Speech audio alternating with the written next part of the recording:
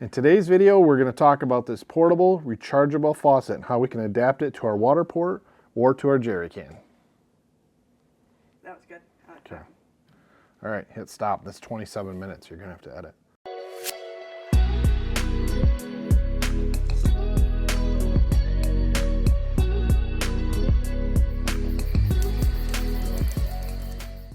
Hey guys, welcome back to the channel. Matt DeWitt, MWD Adventures. Hope you guys are all doing well. Got a little product review for you today. When I seen this idea, I just had to get it. A lot of people carry jerry cans. The Scepter water can. So these guys here are really popular. This is the 10-liter one.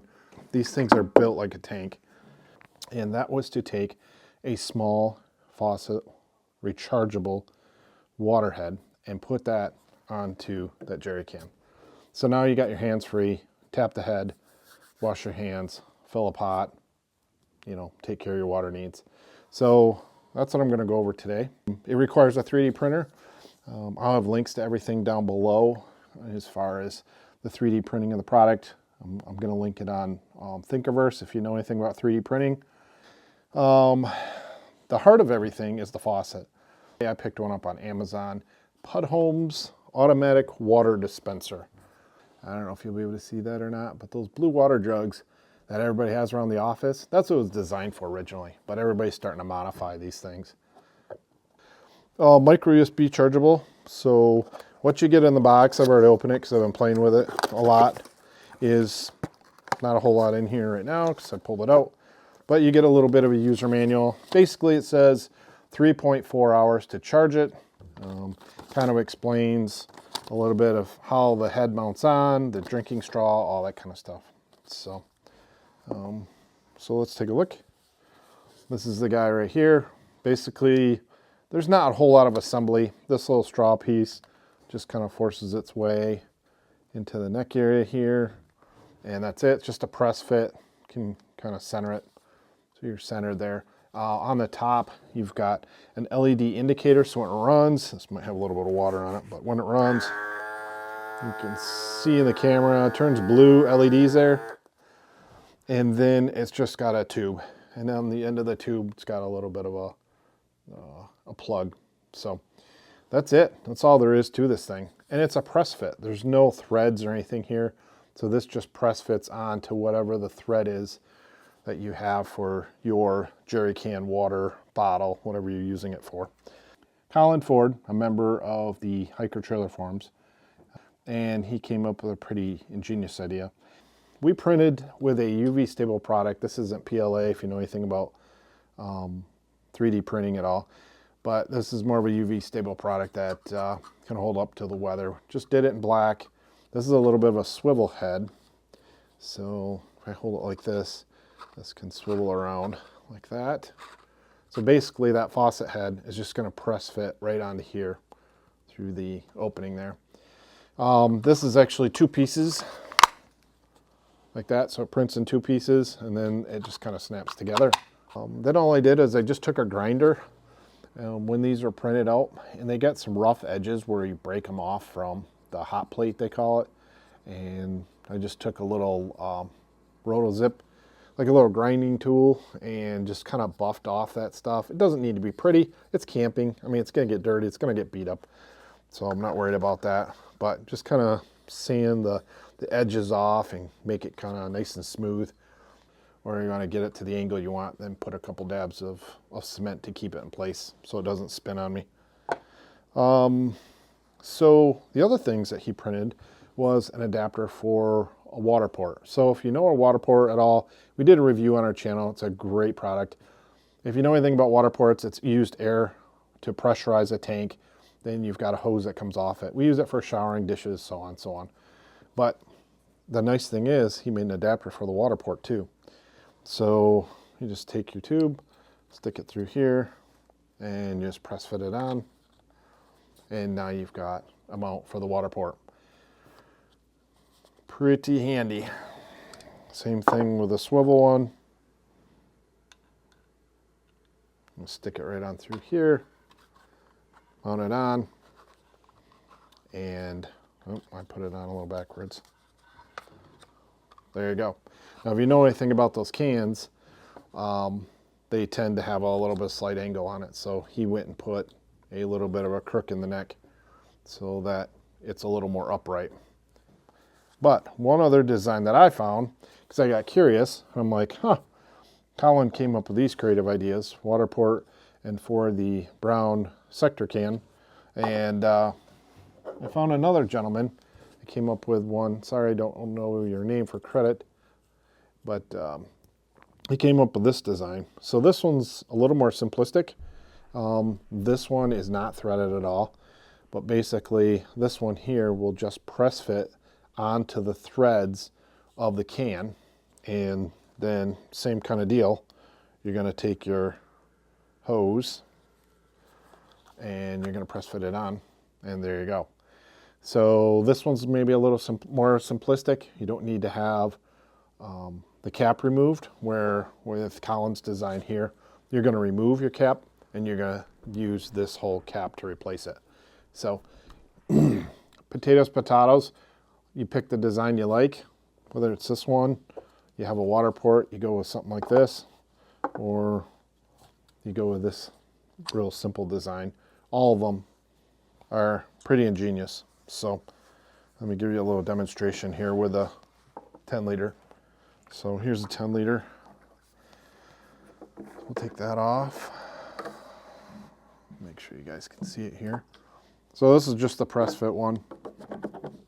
Just press fits on. Take this hose, stick it in there. But I did some tests. I basically took water from this tank here and I put it into the WaterPort and vice versa. Wanted to see how long it would run. And what I found out with the run time is that when you're running the actual faucet head itself, it's going to run about 50-55 seconds and it's going to cut out. It's got to be some kind of safety built in. That's all I can think of. I did the test over and over and timed it. And as I was timing it and testing it, it got to around 50-55 seconds cut out. It doesn't say anything about that in the manual. I looked all over the place, and maybe if I tried to look up their website or contact them, they would say that's a safety feature. If you guys know in the comments, let me know down below. But yeah, 50-55 seconds is plenty of time. You know, what we used to do before, I should have explained that there in the beginning, but we would take, with this cap, here's from the other tank, and we would screw this on, and then you take your can and you lay it off the picnic table with this big hose, and you can fill it that way. And this works. There's nothing wrong with this. No batteries. This just kind of takes it to the next level. I've been playing with it quite a bit, going back and forth, filled the WaterPort to brown can, the jerry can, back to the WaterPort, back and forth several times, and I haven't killed the battery in this thing yet. So it wasn't full. It's probably half full both times, but I think it's going to last quite a while on a single charge. And the good thing is it's rechargeable. So if you run it dead, you tap the battery in. But we just playing with it, put it by our sink, be able to hit that button and have hands free and just kind of wash your hands. I just love it. I like it. I like it a lot. We're going to demo it this summer. This is going to be our main kind of faucety setup. The other thing is, you know, you got a party. This is pretty portable. So you take this whole thing, bring it down, set it on somebody's picnic table. It's time to eat. Everybody comes over, gives a quick wash of their hands. This is going to be one of our products we're going to review for the summer. We'll let you know as the year goes on if this turns out to be the way it is. You know, maybe it's too cheap and it breaks easy. I don't know, but we're not going to know until we try it. And we'll let you guys know what we think. I think it gets a better flow with the brown can just because of the fact of air pressure coming in the spout. So this spout has a little tiny hole in it. This is your air spout for the cap. And I really believe that air coming in and water coming out gives this a better flow. Now with the WaterPort, you put the cap on, you put a solid cap on like this. I'm not quite sure. I'm thinking that's why I'm sputtering a bunch. Is either I've got a hose that's kinking inside or I'm not getting enough air inside to kind of help push that out. Because the WaterPort was designed to be pressurized and then force water out. So it was meant to be completely sealed up, not to have air coming in. So that might be, my theory might be correct on that, is why I can't get as good a flow with a WaterPort. It will flow, but just not as good and as steady of a stream coming out the tip. So what do you guys think? Is this a good solution? Would you use this as a faucet overlanding camping faucet for your setup or your rig?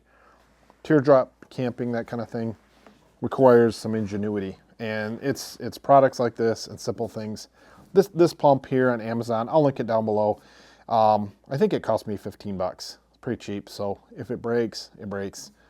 But they do have all different kinds of makes and models of these kind of heads. But just to get into it, to try it, to see how it works, you don't need much. You basically need a small little pump and a decent sized battery in there. So the other reviews I've seen out there on YouTube channels, people are loving these things. So, and I think they're pretty much all the same model as far as this style head here. There are some that have more of a curved head or more flat, and then have more of a spigot aiming straight down. But I think for this design, this is going to be a winner in our books. So we will try it. We will see what we think. Guys, got any questions, comments?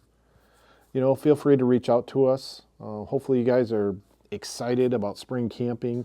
Hopefully you guys are getting your trailers out, getting out there and camping, making memories of family. That's what it's all about. With that, I will try to put these prints on Thinkiverse, and I'll link them down below.